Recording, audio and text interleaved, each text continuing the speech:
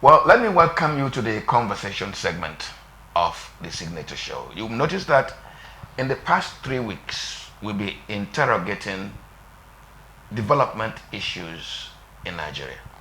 Now, just last week, President Muhammadu Buhari said that he was in a hurry to go back to Daura and thanked Nigerians for allowing him to be president for 8 years, having been a military governor, a minister, a head of state, now president twice.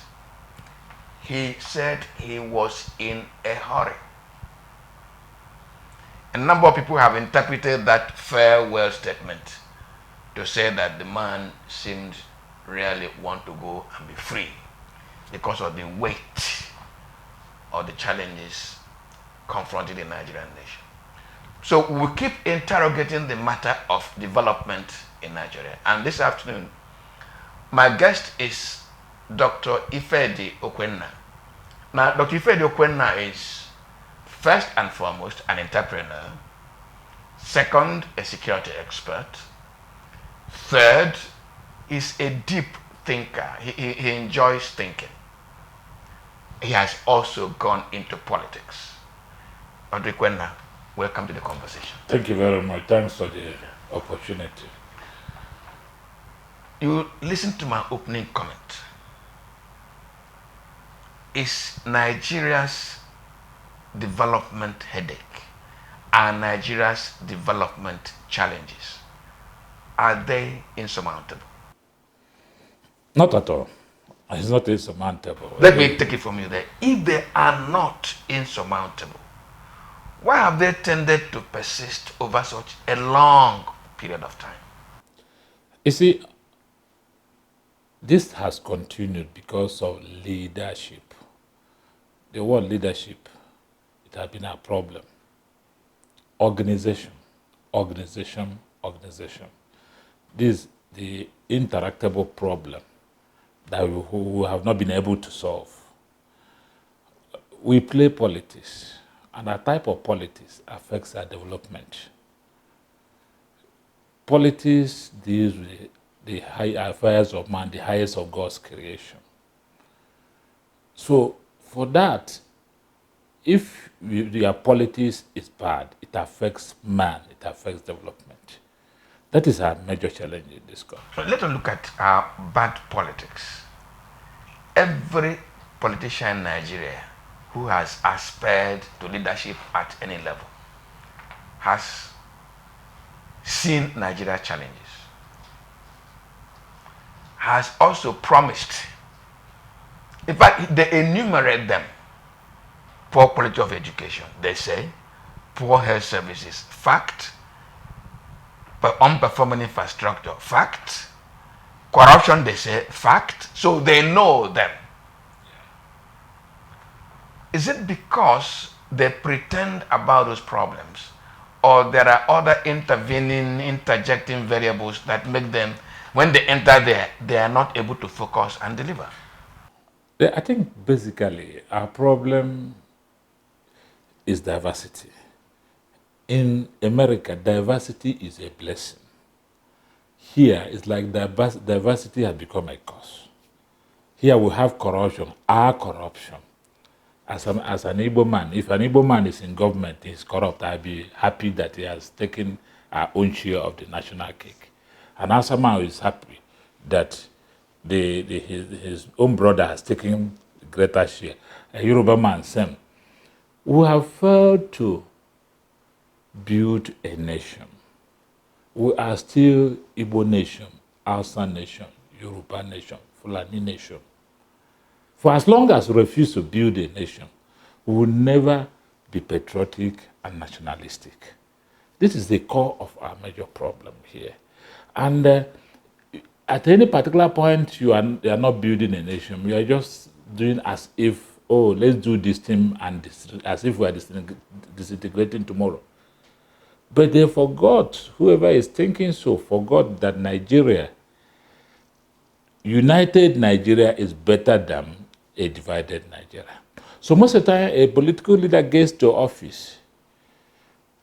First, he met an unwilling civil service.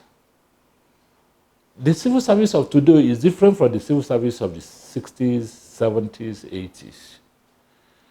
Somebody used to say that after 1976, the civil service disintegrated. When permanent secretary was seeing his office as permanent, and suddenly that policy came, and some of them were retired, and they discovered they don't have a home to go into. And those who subsequently followed began to think about self instead of thinking Nigeria. Now, a political office holder comes in. I have tested this, I've got this experience. The people that will corrupt you are the civil servants. Let me tell Nigerians that any appointment of ministers, immediately or before the appointment of the ministers, most ministers do what they call pre-qualification. They pre-qualify contractors.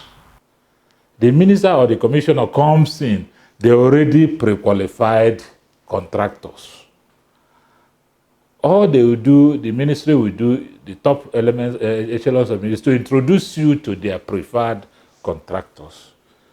And those preferred contractors can come into you and say, Honorable Minister, Honorable Commissioner, welcome. I have this cola for you. You know the implication? You collect that cola, you are hooked. So you see that the man who has intention of doing something has already been told how to corrupt the system. He has been corrupted. He has been hooked. Because they will tell you, oh, you contested, you went through the campaigns, and you must have spent so much money. Just settle, take some little time and settle your boys, so that at least they'll know that you've gotten to the office. So many things derail the office holder. The next issue, apart from the corruption of the civil service, is the major issue of funding. Most of the time, you find that the funds are not really there. Most people were, as the occupant of office, as they are living, they first of all clean up the purse, the treasury. A new person will start thinking of how to survive. From that level, the politics of project siting sets in. Most will eventually stop the project of their predecessor and begin a fresh one. And that's why you have projects littered all over the country. So there are so many things that distract the new occupant to the office. And you know, the system, political system we operate is another major distraction. We operate a presidential system. Yeah, but it is working in the United States. It is working in the United States because of sense of patriotism. I told you that our diversity is a blessing in the US, but it's not the same thing. Now, when the occupant of a position, a place comes, he has just 4 years. First 1 year, he's learning the ropes. Second year, he governs. Third year, he is planning for his election. Fourth year is election. Yeah, you have raised a very critical matter. He has only 1 year to work. You have raised a very critical issue, Doc. He's learning the ropes. Yes. First year. Our recruitment process. Yes. Does our recruitment process allow for tutelage? A role model, experience along the line, and then you come into office? Or, just because I have some 500 billion somewhere, I throw my hat into the ring, push my money in, and arrive there to begin to learn the ropes. Doesn't it seem counterproductive? Yeah, that's of course, we are coming back to what I said. The political processes we decided to imbibe. We are practicing a parliamentary system of our colonial masters, the British. Of course, that one has its own confusion, but of course, it doesn't need much money. And you don't even, most of the time, the people there are experienced people because they have been elected parliamentarians who eventually emerge to become the leader of the party, or in most cases has been in government. and he is going to be the prime minister if the party has more seats. Now he's no longer learning the role. The ministers are to be appointed from the parliament. In that case, they are coming with experience. No journeyman just jump into the parliamentary system and become dead. But in the American presidential system, which we are practicing here, you can just be a journeyman who is not even in this country. And then you jump into the ring, and suddenly, because you have acquired too much money, you find yourself with a lot of money, you throw your money around, and you win. This is where you don't project who is the next president, or who will be president in 2030, or who will be president in 2040. We don't do that in presidential system because there is no leadership recruitment process. Anybody can come in and take it. And because of the kind of politics we practice here, the politics of money politics, the people who have that money, I used to say that the better organized and better refined you are, the less money you make. And also, the less likely you are and the less money you make is the less likely the chances of you making to the office of governor or the office of the president. And when this happens, the people who get this money, the people who get to this office, most of the time are not the people who we look at, what has the society thinking, what they think of me. They are there because they want the power and they've got the power.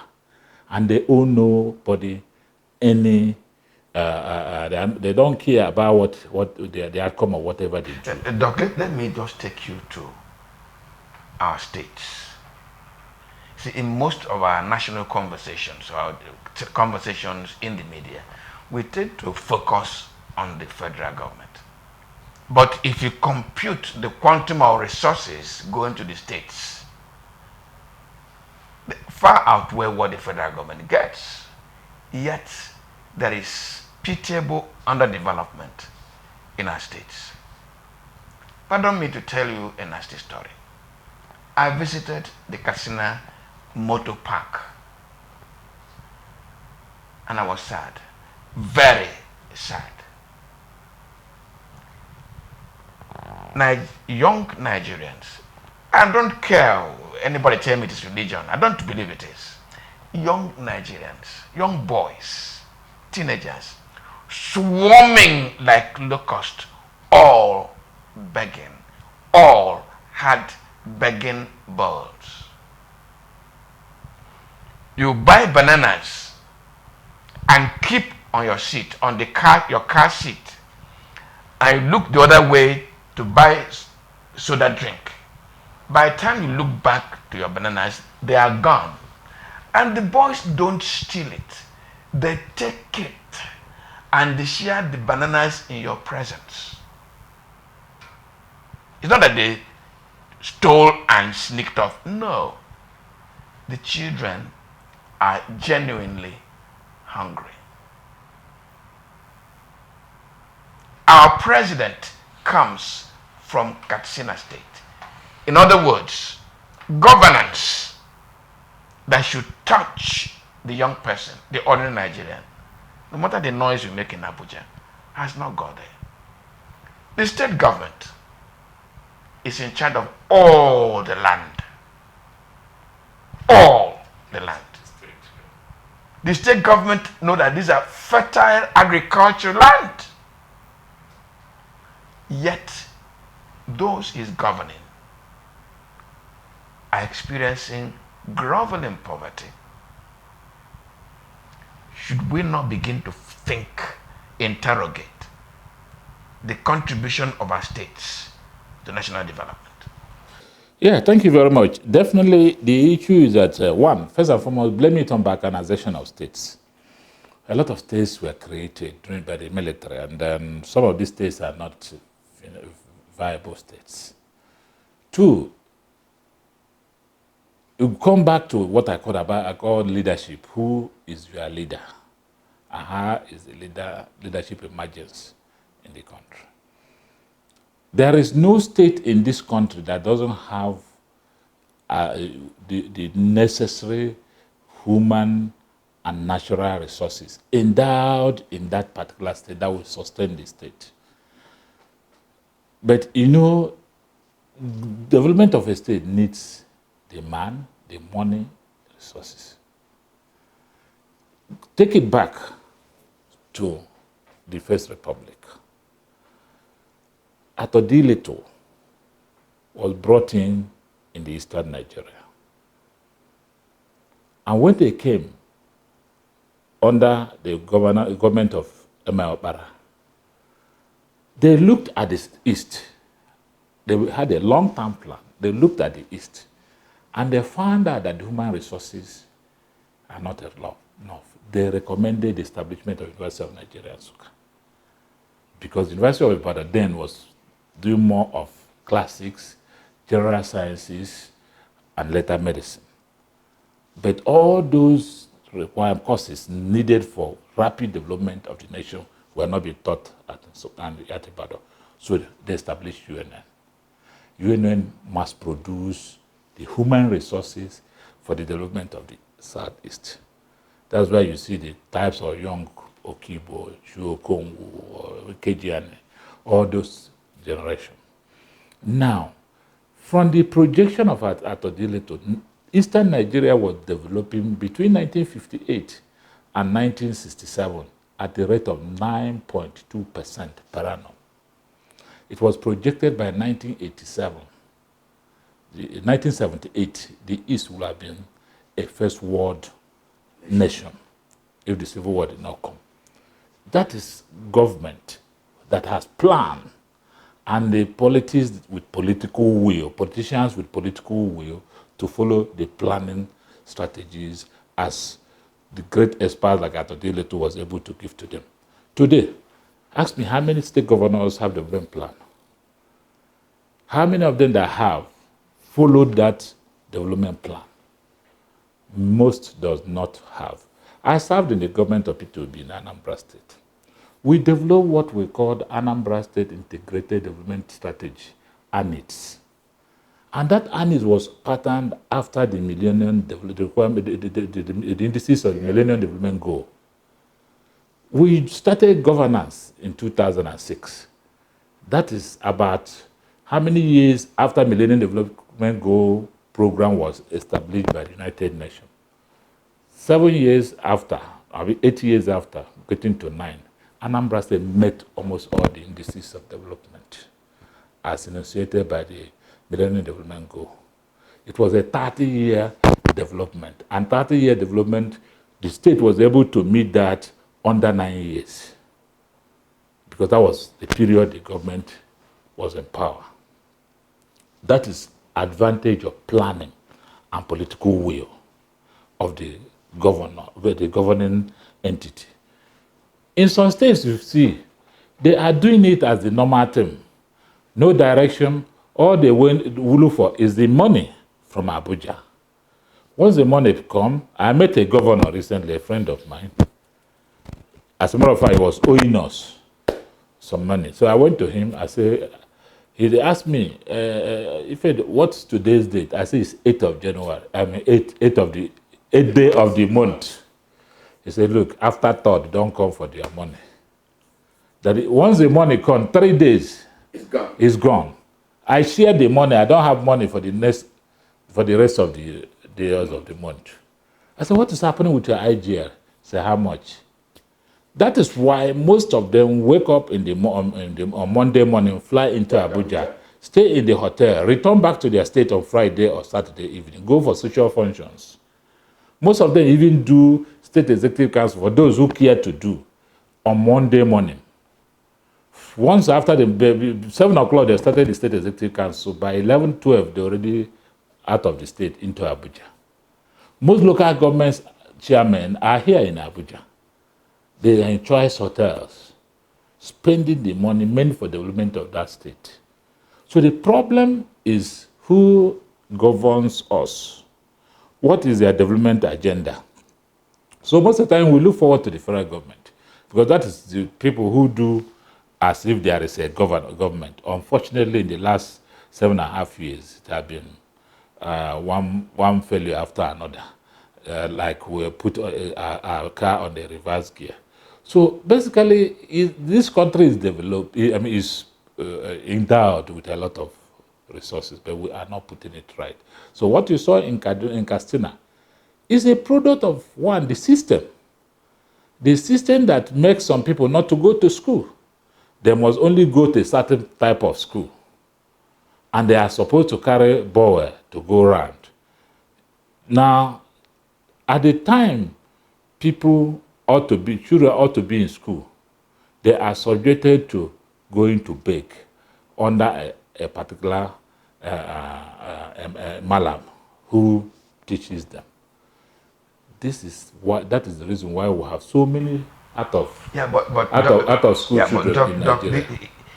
Do the governors and the state systems not see the consequence of bad governance?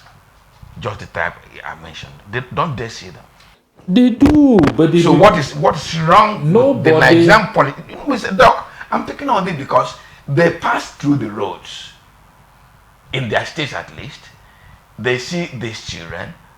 Apart from these children, I'm not just giving an example with these children.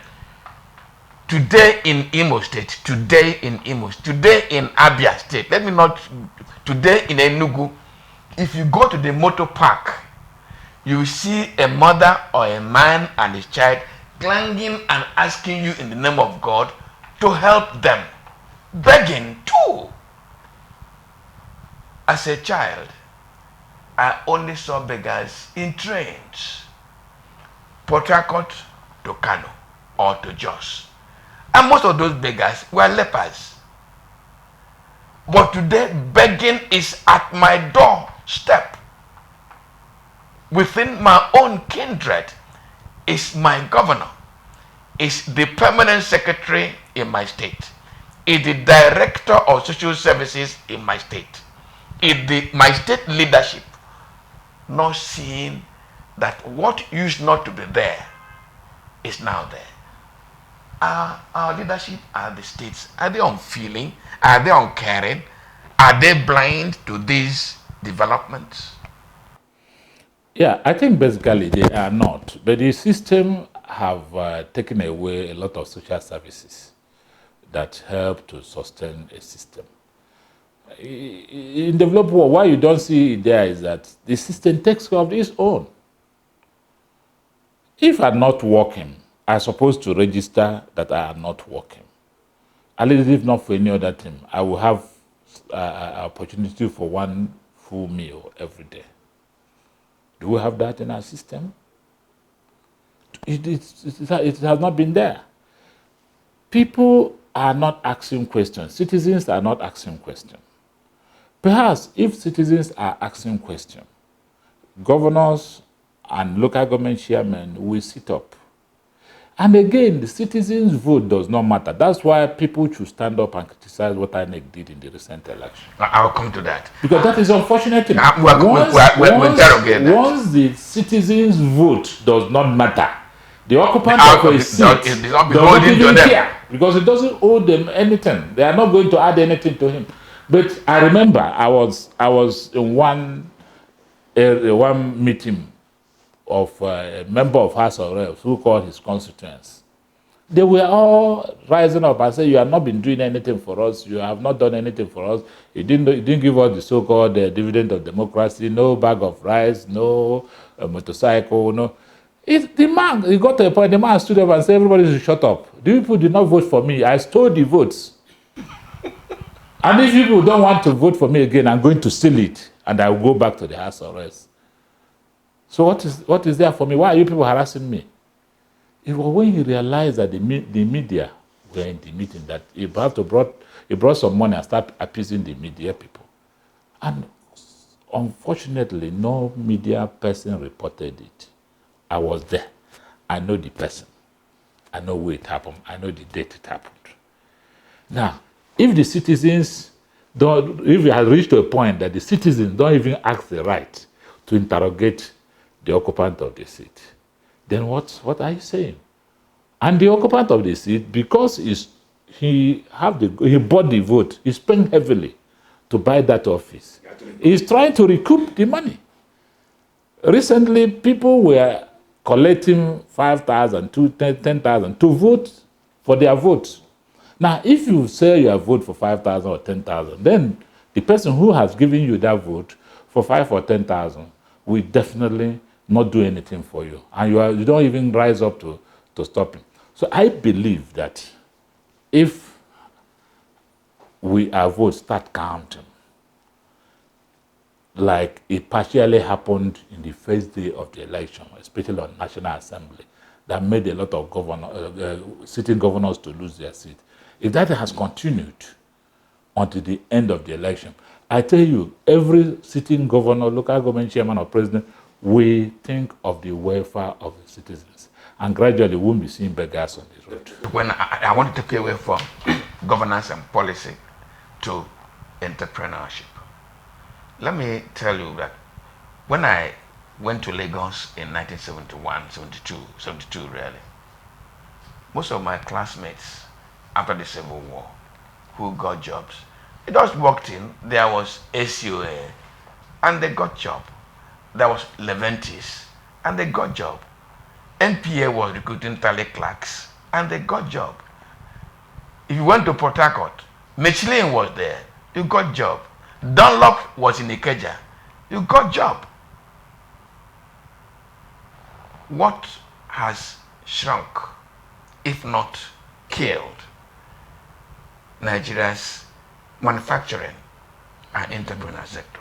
You are a member of that community. This aspect should be for another section, because when we delve into this, you see, this state gradually moved the manufacturing sector, relegated the manufacturing sector out. In the 70s, in the 80s, even the 90s, it was a bubbling manufacturing economy. And that's why the value of Naira was strong. It got a time when 40 kobo was $1. You see, when I address the young people I mentor these days, I always say that you didn't see the best of Nigeria. I partially saw the best of Nigeria. That was because the manufacturing sector was working perfectly well. A lot of things has contributed to killing the manufacturing sector. First, infrastructure. Today, if you're in the manufacturing industry, you are running a municipal government. You give yourself water. You give yourself electricity. You start the road to your factory. You do virtually everything. And then you can't compete. Then it got to the mid-80s when we unnecessarily opened our market during the second tier foreign exchange, and Naira collapsed. And basically, what you were able to produce with a certain amount of Naira, half of it can no longer produce that. And from there, people started losing money. Then importation started thriving. You are now competing with Asian tigers, with Chinese and the rest, Japanese and the rest of them. Their goods comes into this country unregulated. Remember, nobody do quality tests until when NAFDAC and SON were established. Before then, some of these things were not here. Everything enters into this country, and we're competing with our locally produced materials. And they found that in most cases, Nigerian products, cost-wise, the cost of importation. That's when companies like Dunlop, Michelin, everyone started moving out. And again, people exploit various economic tools given to us by other countries. So we import the materials into West African country and smuggle it into Nigeria. So basically, there are so many things that made the Nigerian economy. So you must have to start by retooling the economy. We must get our infrastructure right. We must bring economic policies to be able to strengthen the economy. We must open up to the point where people who invest in Nigeria will have easy access to take away their money. See how we lost the airlines. The investors are no longer coming in because they can't take their money. Time where in this country you have your card, your Naira debit card, you are in London, you are in US, you slot it in their machine, you collect their local currency. Today we are not seeing this. So many things were involved. The entrepreneurs are not finding it funny. Now today, the money issue, the exchange rate issue, you can't sustain dual exchange rate in a manufacturing economy. We give dual exchange rate, we practice dual exchange rate, and people will collect dollar and cross over and sell it back to the economy. So these are all killing the economy. Dr. Okwenna, I want to cap this conversation this afternoon with the goodwill message by the Labour Party presidential candidate, Peter Obi. It touched me, but it also agitated my mind. And he said that Nigerians should not lose hope in their country. They should keep faith. I asked myself, this kind of conversation we have held now, the scenarios we've painted, the experiences we have narrated, can they make a young Nigerian sustain faith in his nation? Can it breed patriotism? Can it encourage patriotism when you know that your next meal is not assured? I have not spoken this afternoon on security. I have not. I've just spoken about the simple things of the Bible says, give us this day our daily bread. And you wake up and you are not sure of that daily bread. And you are told to keep faith. I'm worried. Are you worried? Honestly, every Nigerian should be worried. And that's why the war in Japan has become the order of the day. A lot of people are in the state of despondency. I met a young lady who is a medical doctor, walked into my office 2 days ago. He's eager to leave this country. He narrated the woes the medical personnel suffer in this country, to the extent that they buy themselves gloves, the hand gloves, before they treat their patients. It's been a tale of one war after another. So, but like, there's no place like home. Home is home, no matter how bad it is. That's why people are so annoyed, so disturbed about the last election. Ordinarily, people were hoping that by 2023, February 25th, a new Nigeria will start to emerge. This is a country so blessed. We have a lot. Look, this country has no reason to beg or to look for anything. God give us wonderful weather. He give us a lot of resources. Human resources abound. If you go to UK or United States, the core professionals you have there are Nigerians. In every part of the world, they are there. This is the blessing of Nigeria. And why would somebody remain in this country when he's not appreciated? I listened to one recording recently where somebody was discussing about the inability of us to use merit and its effect on the growth of the country. But when we talk about corruption, the corruption that denies somebody of opportunity to achieve the best in his country is the highest of it. Because one thing is that when you deny me opportunity, and the best, and you deny me opportunity, I will look for where I should be appreciated. That is what is happening today. So many of our people, Nigerians, want to leave. But like I always say, if you stay there, because some of us cannot stay abroad. Each time I enter the airport, they say, how long are you? I say, 4 days. They say, are you crazy, Nigerian? It's coming to stay 4 days, 1 week, 2 weeks. No. I said, look, I'm a Nigerian. I love my country. And because I love my country, I can't be in your country. So a lot of people are like that.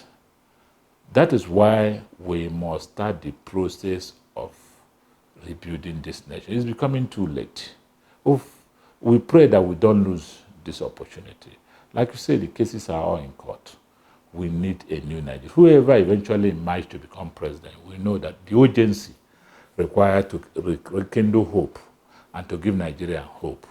But if we continue the way it is, both at the national, the state, and local government, it will get to a point where people will be in total despair. Because I tell you, what survives a man is hope. And when you lose hope, the man dies.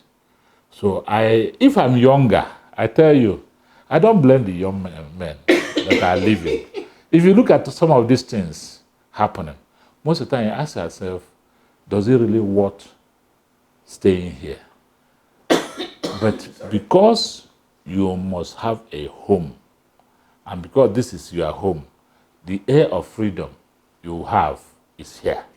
You must breathe it here, not in the United States, not in UK. So we keep on begging them to stay home. Even if they leave, let them go and make money and bring it back home.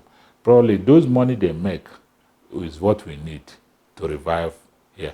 You know, we've not talked about corruption, because corruption is the greatest problem. I've been in public procurement in different parts of the country, especially in African countries. I noticed that some of the things we bid in African countries, the cost of doing that in Nigeria will be 3 times what they used to do. Look at our train system. Compare what is happening in Kenya. You see that in Ethiopia, you see that we spend so much money, and yet our facility, the infrastructure will not work. They spend far less and their facilities are efficiently working. So something must be done. Some of us, one day God will allow us the opportunity to have somebody. Nigeria is one of the easiest places to govern. If it's not the easiest place to govern, in the last 8 years there will have been disaster. Because we were progressively marching backward. Truth must be said, we must be told. No country sustains and survives this without being having an eruption. But we sustain that because we believe that, that is problem of this diversity. The diversity is making a pool over each other. This one will be fighting this one. You just go to Twitter, you see the problem of Nigeria, where people are defending something that ought not to be defended. So I think basically there's still hope. There's still hope. There's still hope. We must change this country. Thank you very much, Okwenna, for coming to the conversation. Thank you very much. Well, the conversation never ends. It continues week after week.